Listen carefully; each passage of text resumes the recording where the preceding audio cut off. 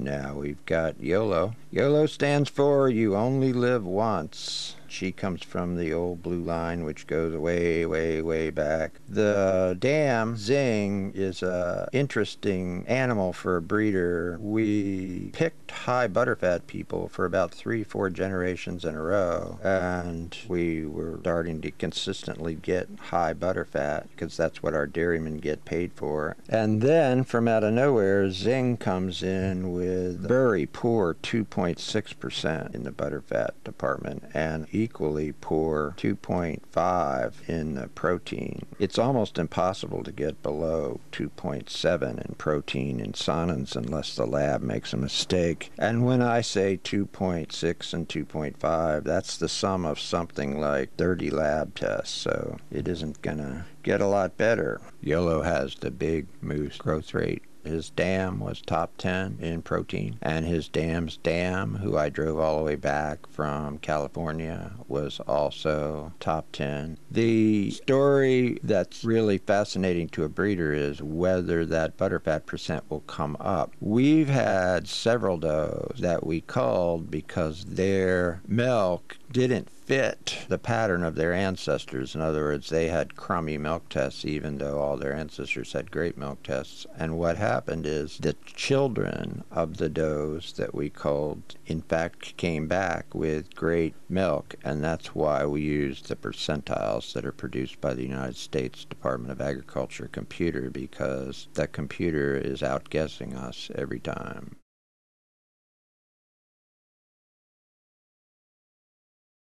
Here's Ipsily, and she's from the Kathmandu family, and in fact she's a Kathmandu daughter, and I want to tell you how extraordinary Kathmandu is. She gave birth to this doe and she was something like 12 or 13 years old. We once went all the way through the yearbook back when they published it in print, and there was only 2 9-year-old Sonnen lactations and 1 10-year-old Sonnen lactation in the whole country, and Kathmandu was able to lay down a pretty nice lactation at an advanced age. Kathmandu was born in 97, and as we make this tape, she's still out there, and the vet thinks she's pregnant by ultrasound. Ipsily pulled a 91 on her current appraisal. I feel like that's too high. The medial's a little weak, and those teats are pointing out to the side, and that count radically bad in my own little value system, because we want the hand milkers that buy from us to be able to milk out both sides, and we want the machine milkers that buy from us to have all the milk drained down into the teats and out in the inflation, so that the mammary is milked totally out, every milking, regardless of how it's being done, and that's a major key to keeping the mastitis down. The show people don't worry much about mastitis, but for the dairymen, which is who we're serving, next to the cost of milking labor, mastitis is their number one profit stealer, if you will. Before I stop boring you about Ipsily, I've got to mention her fabulous 3.2% protein with a very nice 3.6% fat. This family, the Kathmandu family, is sort of taking over the herd. We've got 5 or 6 distinct families, and I try to keep them a little bit separate, even though they're becoming hopelessly intermingled. If you're a commercial dairyman that doesn't register your stock, which is most of our clients, then you will find tremendous value in Ipsily's buck kid, because she is an 87.5% grade. According to the American Dairy Goat Association rules, her doe kid gets registered as an American Sonnen, but her buck kid is unregisterable, so he carries a lower price tag. Singapore, another Kathmandu daughter, dropped 177 pounds of butterfat in her 305-day lactation. There are Holsteins that don't do that much. Not only is the family becoming dominant to the rest of the herd in the components department, but the conformation, which isn't really our strong point, is getting dominant also. Kathmandu is a permanent, Singapore is a permanent. They both have 90s. Ipsily dragged the 91. Venice, we mentioned already, with her 90, and her 4 daughters all with 90s. So if you like to go after families, which is what I like to go after, as opposed to an individual stick-out doe, which may be a fluke, then you want to look hard at the Kathmandu family.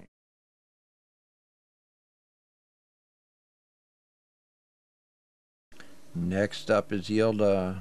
She's a Stargate daughter, and there's only 5 of them. Stargate is indisputably the best Saanen milker in this century, other than BB's Doug Fran, who's been dead for 30 years. Her brother, Yilden, is a fabulous Saanen buck, and he's the only living Stargate son, and he's going to go on to do fabulous things. The doe has a little extra teat, which we didn't discover until a long time after she was with us. And so she can't ever be shown, but she knocked down a nice appraisal score for a little 2-year-old, I think. I just love the wide, capacious mammary with the long forefinger, I can milk by hand type teats. She's also a daughter of the aforementioned Vern. Vern pulled a 90, and Renov, his sire, had a 92 with permanent champion. But the main thing is that she trucked in there with a 2,300 pound lactation starting at only 11 months of age, and on our April 2010 test, she beat all the 2-year-olds in the herd.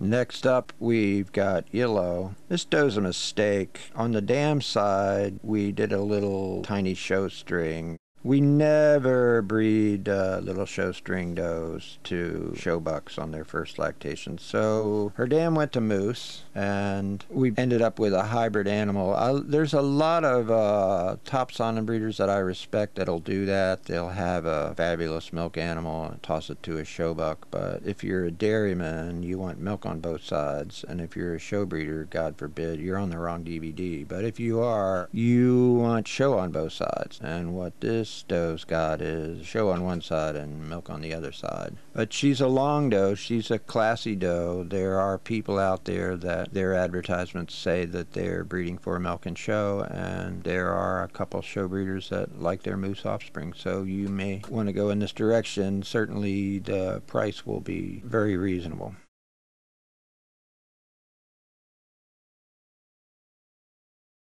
Here's Xterra. And you notice the names have changed from Y to X, so we're into the 3-year-olds now. And they look better than the 2-year-olds, not because they're better, just because they're 1 year older, so they're finally mature. This is a Majestic Prince daughter, and just to show you that you have to go by averages, she was probably the top dry yearling in terms of looks, even though previously I recommended that if you're a show person, you avoid Majestic Prince. She was the friendliest kid. She won everybody's heart. She knocked down a nice 2-year-old lactation. The butterfat's a little weak at 2.7. She has inversion, and Capricorn Saanens are extraordinary because maybe over half of them have this thing called inversion, which means their protein percent is higher than their butterfat percent.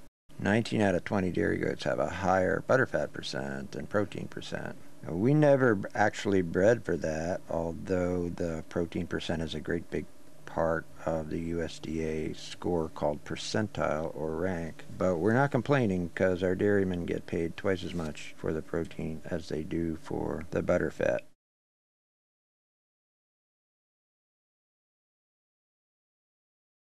Here's Ixtapa. After fighting it out with her twin sister for a couple years, she's getting a slight edge as the top show doe. So if you're a dairyman, you just want to blow off the doe because the show people will force the kids' prices into the mid-2000s at least, and it's not worth it because very, very few of the top show does have the kind of booming lactation that would give you a chance to buy a new pickup truck or pay your kids' college tuition or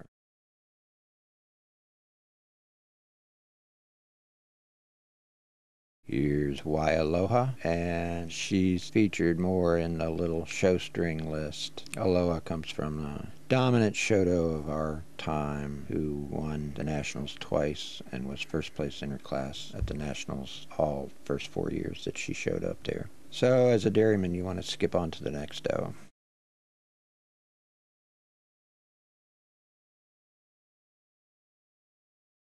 Here's Waveland, and this is a doe I can heavily recommend for a dairyman. The reason is the price is right and the genes are right. The doe comes from a very strong milking family, but she herself has not yet had a real booming lactation. You see the bands on the rear pastern and the front pasterns that indicates that she's just fresh, so her milk doesn't go into the bulk tank. My experience is if you have a doe that doesn't have a great lactation, but she has a whole lot of relatives close up that have great lactations, she's about to deliver, and if she doesn't, her kids will. And because she doesn't have a big number after her name, her kids are really reasonably priced.